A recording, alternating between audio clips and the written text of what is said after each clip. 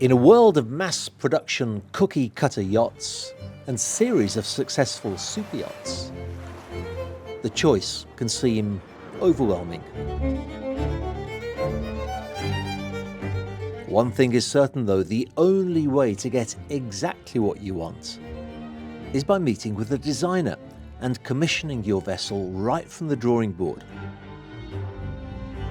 When the gorgeously unique ketch Spirit of Venice became available for sale, I knew that the only way to fully present this yacht to you was by talking to the designer, Olivier, who has an enviable reputation for designing some strikingly beautiful yachts. I started by asking him about the owner's brief. The brief from my client was to design a traditional classic sailing yacht, because classic is his taste, for circumnavigating for a couple of years with his family. Specifically, Pacific Ocean was his interest, in a comfortable environment and a very pleasant atmosphere. Not a racing yacht, but a fast cruising yacht. He is a very experienced sailor and he sailed many more modern sailing yachts, and now he wanted to have really something of his personal aesthetical taste, so that became Spirit of Venice. I made a choice of VMG yacht builders here in Holland, which is close to my office. And the main reason is that coincidentally they are specialized in the size of this kind of yacht and the very custom approach of the design and the build details. And one other very important issue was the owner wanted me to supervise the complete building. It is 15 minutes from my office, so I was able to visit the yacht and the build every day, which I did, and I was very connected to all the details on board. So that was the main reason. Of course, there are a couple of other yards in Holland that can do the job very well, but I have a very good experience with this yard, and all the disciplines and craftsmanship necessary for this particular boat was there available. I know the guys very well, and I have a very trustful relationship with them. And again, I was able to monitor the build in detail.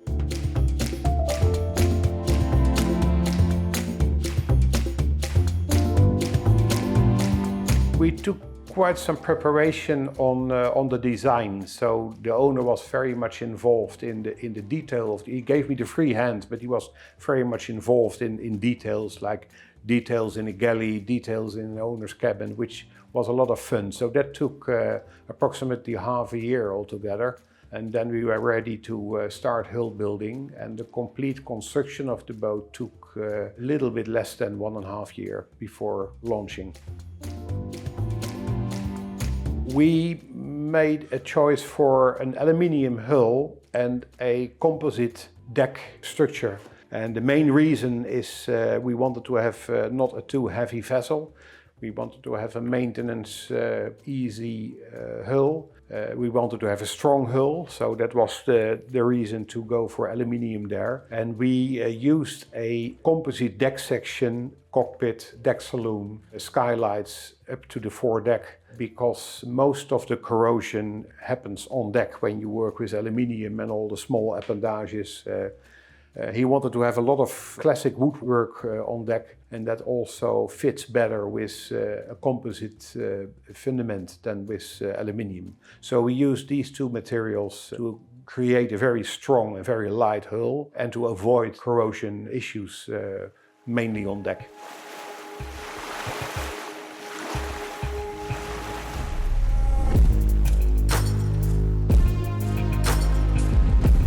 Well, of course, it's not meant as a racing yacht, it's meant as a quick cruising yacht. And although she has classic lines, she has a pretty clever underwater hull, very efficient centerboard, very efficient balanced rudder.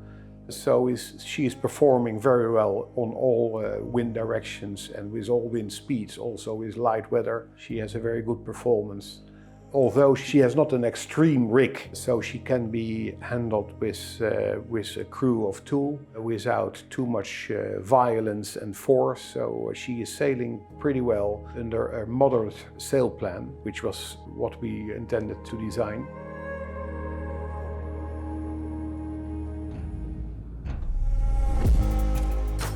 What is more important is that she is very, very comfortable and very easy in rough seas. So the hull lines and her power in sailing creates a very, very comfortable and easygoing boat. So even in a bad weather or nasty sea state, you can walk the decks very, very comfortable. And that was one of the main items in the brief from the owner to create that. He was a little bit fed up with the nervous modern yachts.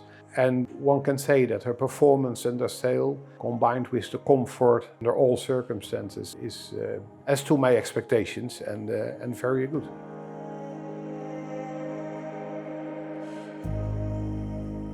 The ketch was no choice. The ketch was one of the first requirements of the owner. He simply loved the ketch in silhouette. So I'm okay with that. I love the ketch as well. It's a little, in these days, it's a little bit underrated sail plan, to my opinion. Of course, many years ago it was much more popular. I like it very much. It's very easy to handle. I proposed a schooner. I proposed very shortly a sloop or a cutter rig, but there was no discussion. It had to be a ketch. So this is an absolutely personal taste of the owner.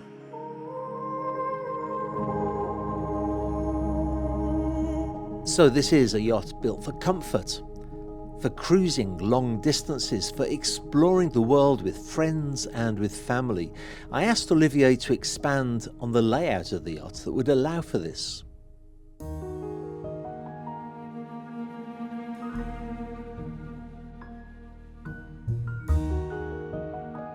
We have a pretty generous four-peak storage with a separate, very seaworthy entrance. So not a Spartanic deck hatch, but a real entrance where you have the anchor chain. You have a lot of storage for rigging, for lines, for ropes, for diving equipment, and so on and so forth. So that is pretty spacious, bigger than normal on a yacht of this size. From there you go to a watertight bulkhead with a watertight door, and you enter in the sanitary space, which serves two cabins, the port side and the starboard gas cabin.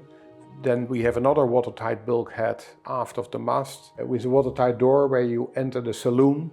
Saloon has a very big galley because the owner has a very good taste, likes cooking. So the galley is the heart of the boat. It has a small bar, it has a teppanyaki, it has everything that you really need to do a good meal.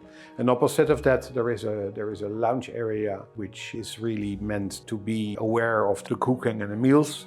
And behind that there is a very nice pilot berth which is very popular for children and the guys who want to go to bed late. Then further to the aft you have the owner's cabin on the port side with a big two-person berth, and you have opposite of that you have owner's sanitary with a beautiful classic bath, shower and everything that you need there. From there you go upstairs to the deck saloon with a very generous seating area. Opposite we find a navigation station where you can comfortably sit and have everything around you. From there we go into a very large cockpit which has a very nice connection to the deck salon. So the outside area of the cockpit is very nice connected to the deck salon area where you are very protected in this cockpit, and you have a lot of space, dining table, a lot of seats. And under there you have again a large garage for storage, for repair equipment, for whatever you need. With the engine room under the deck saloon. And then we have the stern hatch, which is basically a swimming platform and a platform where you enter the boat when you're at anchor and step aboard. And then the deck arrangement is very spacious. On the middle deck there is a sun bed area and a lot of open space where you can walk and sit around, and so no obstacles there. Well, one of the great issues on the boat is what we have on a lot of our designs is the centerboard system. The centerboard system gives you the opportunity to have a very nice performance, close hold and in nasty seas.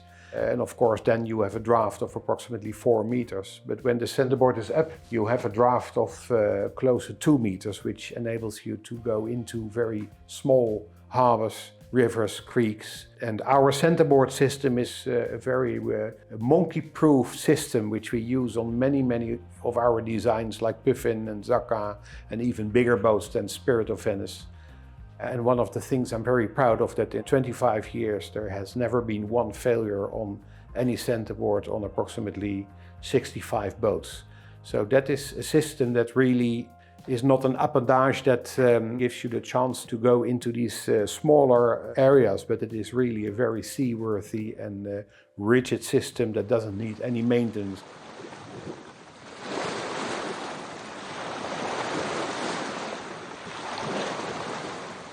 Many people are a little bit afraid of centerboards because there is always some movement or maintenance issues, and here you are absolutely monkey-proof and very easy to handle.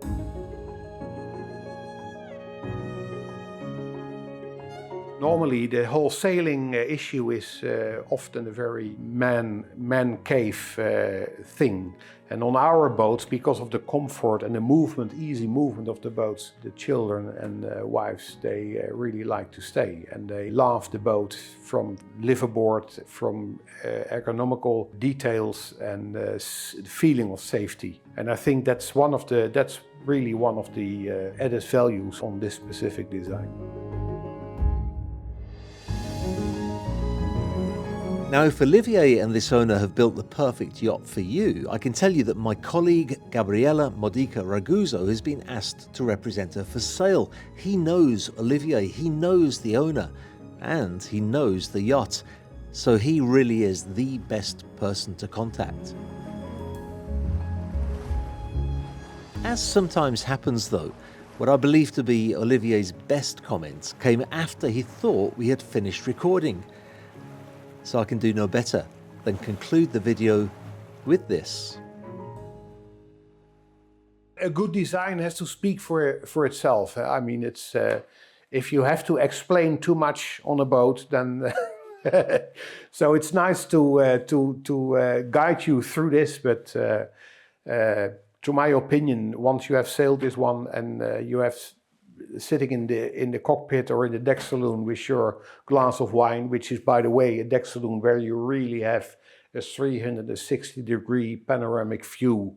There are many deck saloons called deck saloons, but the windows are there or they're like this, or this is really a gentleman's place to be, also in bad weather. So once you have done that, you're hooked.